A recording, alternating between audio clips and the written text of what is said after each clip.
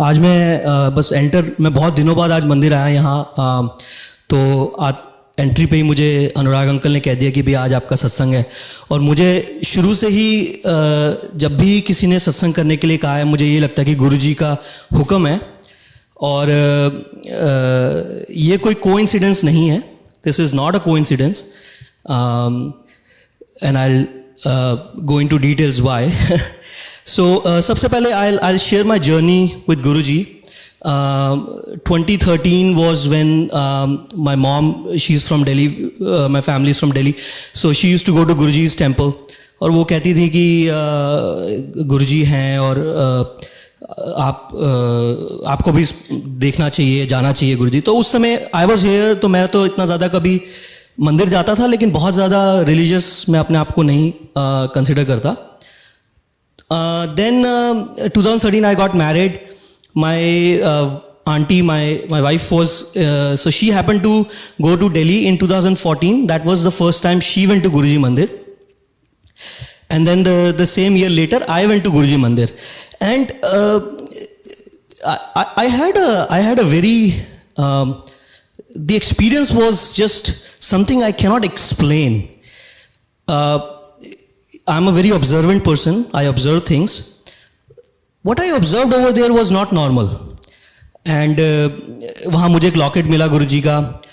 वो by the time मैं गाड़ी तक गया वो लॉकेट गायब हो गया. वहाँ कुछ अलग अलग सी चीज़ें मुझे दिखी, तो मुझे I was very confused. Obviously तब तक कोई faith तो नहीं था मेरा, पर मैंने कहा बहुत अलग सी जगह है ये, बहुत यहाँ ये this is not like a traditional temple where there is a pandit and doing all those rituals. So I took that as an experience, and I came back to US, and I was told कि यहाँ उस समय हम Edison रहते थे, तो Edison में मंदिर है. So me and my auntie, we just went to Edison. We didn't know about the timing. It was a Sunday. We went and we sat in the temple. And my auntie just started crying. She had, I don't know, like a spiritual connection with Guruji, and she just started crying. And I thought it was embarrassing because she's crying and everybody is looking at her. But as you all know, in this temple, we don't judge anyone. And this is all the connection that you have with Guruji. So even until then, it was not clear why this was happening, what was happening. But obviously ये सब गुरुजी के हुक्म से हो रहा था. We were going through some tough time.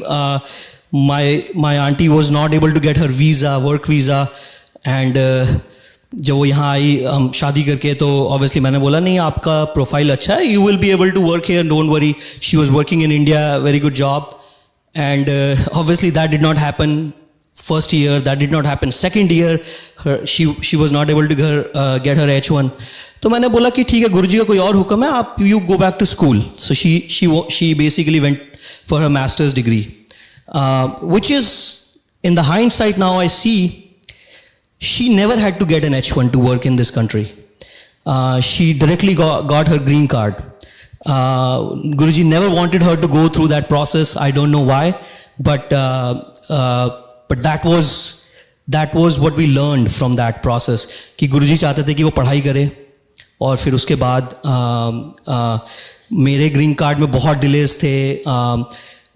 I have been my file was with USAS since like 2010, and so I'm from research field. I'm a material science researcher, and the company was not willing to file under this particular category, which is a researcher category.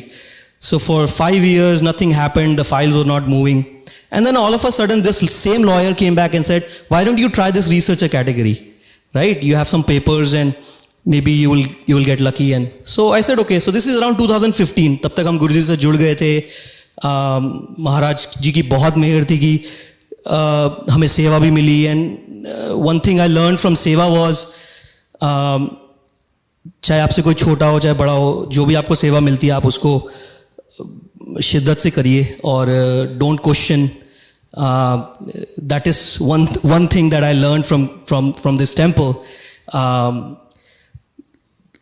And उसके बाद जब 2015 में 16 के करीब मेरी file, तो I spoke to this particular lawyer and the lawyer told me that your case is not very strong but you can try.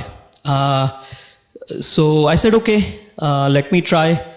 And, within a fraction of 3 months, long story short, I had my green card. And obviously I knew what was happening. ऐसा नहीं हो सकता कि ये coincidence है. गुरुजी की इतनी मेहर थी.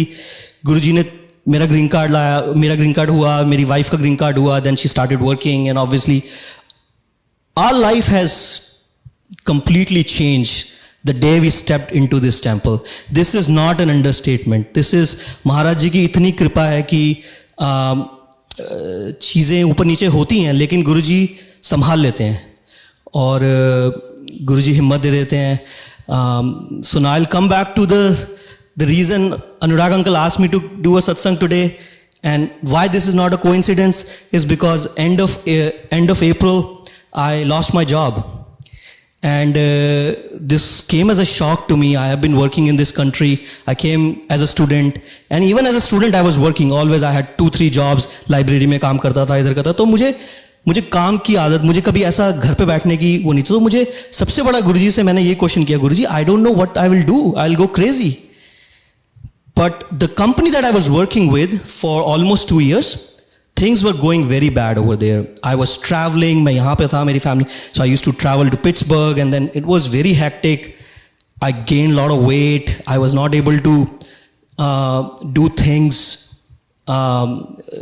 normal, जो मैं normal मैं पसंद करता हूँ. And it was very stressful. It was a small private equity company, very stressful. और मुझे याद है कि I was traveling there, I was actually driving, और मैंने गुरुजी से बोला, गुरुजी अब कुछ कर दो बाप, मतलब ये या तो, because I was also looking for other jobs. मैंने कहा या तो मुझे कोई और जॉब कर दिलवा दो, because from where we come in, we don't quit, right? Like we from middle class families, we don't really quit. हम उसमें struggle में भी we just continue and we say okay कुछ ना कुछ हो जाएगा. So my hope was कि मुझे कहीं और job मिल जाएगी, then I will quit this. But that did not happen. The company, so that particular trip when I was praying to Guruji as I was driving, they basically told me that they will not need my services anymore, and I was so relieved. Like the kind of person I am, I'm a very I can be very short tempered. I can get upset and I get very animated. But Guruji ने ऐसी उस समय मैं खुद हैरान हो गया यार, this is me. I was talking to my wife. She was very worried कि आप आ जाओगे आराम से, आप मतलब चिंता तो नहीं. मैंने कहा यार मतलब मैं बहुत काम था, मैं बहुत relieved था, because Guruji put me out of my misery. I was very miserable at that job, and he put me out of my misery. And with Guruji's blessings, I had 3 job offers within a month and a half. And for that matter, Anurag uncle ने जब आज बोला, तो आज the company that I'm going to join, I just had the thing from them, the background check just got cleared, so I'm going to be joining them in a week or 2 or something like that. So that's why I said nothing is coincidence in this darbar. Obviously uncle did not know all this, and मेरा भी आज ऐसे कुछ plan नहीं था आने का मंदिर का, लेकिन ये सब हुआ. और इसके अलावा भी गुरुजी की बहुत ब्लेसिंग्स हैं. गुरुजी ने एक चीज़ सिखाई है कि जो भी हो रहा है हिम्मत रखो उसमें, और कुछ ना कुछ अच्छा होगा. बिकॉज ये कर्म तो हमारे ही हैं. We have done bad deeds and good deeds, maybe this life, maybe previous life, we don't know. Nobody can keep calculations for these things, but you just have to believe that when you are here, that He is going to take care of things. It is very difficult. We all question. मैं खुद बहुत बार question कर देता हूँ कि गुरुजी ऐसा कैसे. But at the end of the day, He is like our father. He is like our mother. So we can have that kind of relationship with Him. This is my जो मैंने इस दरबार में सीखा है कि हम उनसे बोल सकते हैं, नाराज हो सकते हैं, मांग सकते हैं. But at the end of the day ये दरबार एक ऐसा दरबार है जहाँ पे सबकी झोलियाँ भरती हैं.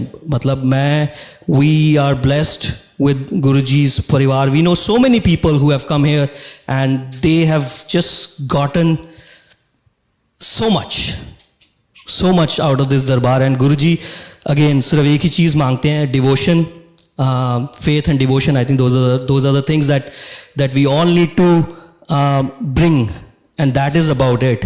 Rest, he is going to take care of everything. I'm sure यहाँ दरबार में बहुत सारे लोग होंगे जिनकी लाइफ में ऊपर नीचे चीज़ें चल रही होंगी, बट हमें फेथ कर रहा है कि गुरुजी सब चीज़ों का टेक केयर कर लेंगे इन अ टाइमली फैशन.